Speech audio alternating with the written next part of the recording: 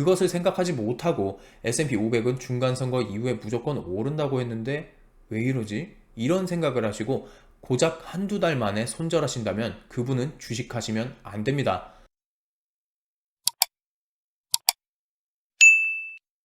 안녕하세요. 내가 사는 주식이 미사일처럼 떡상하길 바라는 마음으로 미국 주식 사늘기 미사일TV입니다. 오늘 미국 증시 살펴보겠습니다. 모든 지수들이 중간선거에 대한 기대감으로 인해서 강하게 상승하면서 시작했던 하루였습니다.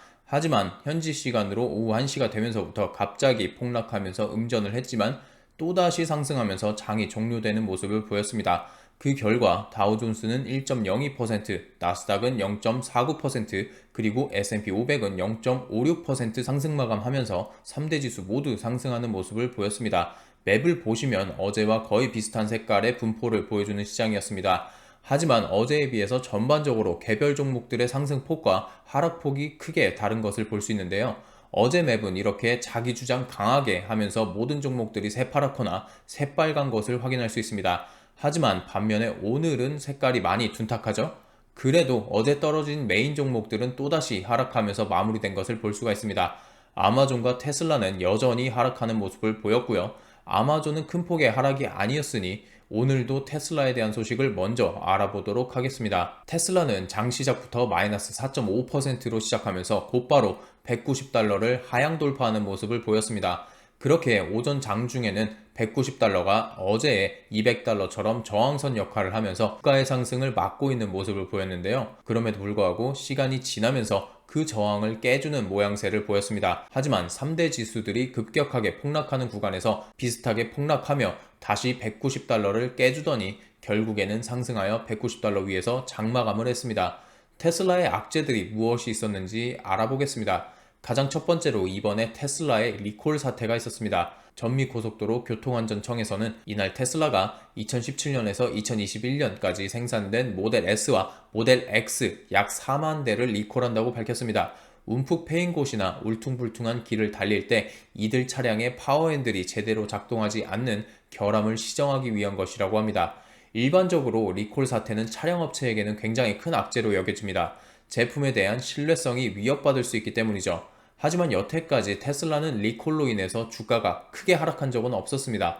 그런데 오늘 시장에서 리콜 사태가 언급되면서 주가가 하락한 이유를 생각해보면 그만큼 시장이 여태까지 믿어왔던 테슬라가 예전 같지 못하다는 생각을 하고 있는 것 같습니다. 가장 큰 원인은 트위터 인수와 경영 문제입니다. 시장은 일론 머스크가 안 그래도 잠자는 시간까지 줄여가면서 일하고 있는 것을 이미 알고 있습니다. 그 와중에 트위터 악재가 크게 겹치면서 해결해야 할 문제들이 산더미가 된 상황이죠. 그로 인해 시장은 일론 머스크가 정작 중요한 테슬라 경영은 소홀히 하지 않을까 우려하고 있는 상황입니다.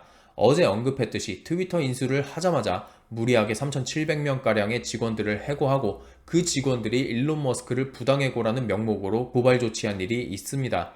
그런 일이 있은 지 얼마 후에 또 그 직원들에게 돌아와 달라는 말도 안 되는 액션을 취하고 있죠. 그와 동시에 오늘 나온 기사를 보시면 일론 머스크가 트위터 인수 후에 광고가 엄청나게 빠져나가고 있는 것을 인정하고 트위터 유료화를 검토하고 있다고 합니다.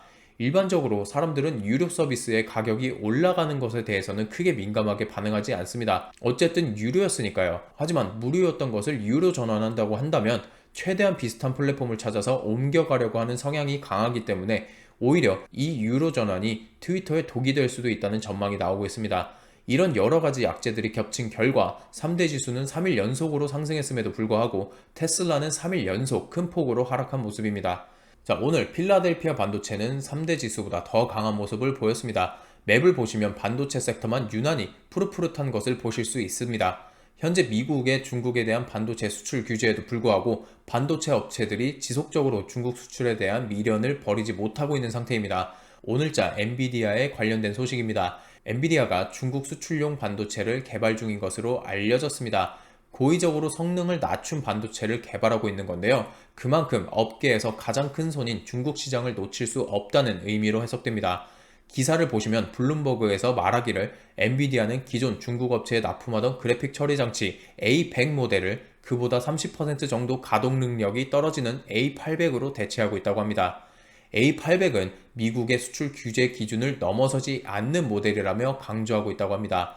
물론 성능이 낮은 만큼 A800을 통한 매출은 A100 매출에 비해서 적어지긴 할 겁니다. 하지만 미국이 중국에 대한 수출 규제를 발표할 당시만 해도 시장은 이제 미국 반도체 기업들이 중국과 거래를 할 수 없는 것인가 하는 우려를 밝히기도 했습니다. 그렇지만 오늘의 발표로 인해서 반도체 시장이 죽으란 법은 없구나 하는 생각에 투자 심리가 다시 살아나게 된 것이라고 생각할 수 있겠습니다. 중간 선거에 대한 이야기를 해보도록 하겠습니다. 현재 공화당이 적어도 하원을 접수할 것이라는 예상으로 인해서 시장은 최근 3일간 상승하고 있습니다. 즉 선반영이 이미 되어 있다는 사실이죠. 그 결과 매체들은 이번에 공화당이 하원 하나를 차지한다고 해서 시장이 급상승하는 일은 없을 것이라고 합니다. 그도 그럴 것이 제가 여러 번 말씀드린 것처럼 민주당이 경제와 주식시장을 말아먹은 상황이고, 조사 결과 공화당이 적어도 하원에서는 승리할 것이고 상원에서는 5대5로 박빙이라는 기사들이 오래전부터 이미 나오고 있는 상황이었습니다. 즉 시장은 이미 공화당이 이길 것이라고 생각하고 최근에 주가를 상승시켜 왔다고 볼 수 있습니다. 그렇기에 예상대로 하원에서만 공화당이 승리한다면 주가에 큰 변화를 찾아볼 수는 없겠지만 상하원 모두 차지할 경우 더 큰 상승을 보여줄 것이라고 예상됩니다. 사실 결과가 어떻게 되었던 간에 중간선거 이후, 즉 미국 대통령 임기 3년째부터는 S&P 500이 어김없이 상승해왔다는 통계를 살펴보면 이번에 결과가 어떻게 나오던지 간에 1년 후에는 지금보다 지수들은 상승했을 것이라고 생각할 수 있습니다. 최근 여론조사에 따르면 하원은 무난하게 공화당이, 상원은 예측하기 힘들지만 공화당이 어찌어찌 접수하지 않을까 하는 예측이 나오고 있습니다. 하지만 항상 결과가 나와야 진짜이기 때문에 섣부른 판단은 항상 조심하셔야 합니다. 지금 보시는 차트는 역대 미국 대통령 임기 동안 S&P 500의 평균 상승폭을 가지고 올해 중간선거 이후 2024년까지 주가가 어떻게 될지를 예측하는 자료입니다. 재임 1년과 2년 차에는 그렇게 큰 상승폭을 보이지는 않았습니다만 중간선거가 있는 이후 11월, 12월에는 기울기가 달라지면서 큰 폭의 상승을 하는 모습입니다. 그리고 3년, 4년째도 마찬가지로 상승하는 모습을 보이고 있죠. 또 다른 자료는 이런 모습을 보입니다. 중간선거가 있는 해에는 무조건 시장이 조정장을 거치는 모습을 보입니다. 1962년부터 어김없이 미국 중간선거가 있는 해는 시장이 조정을 거치는 모습입니다.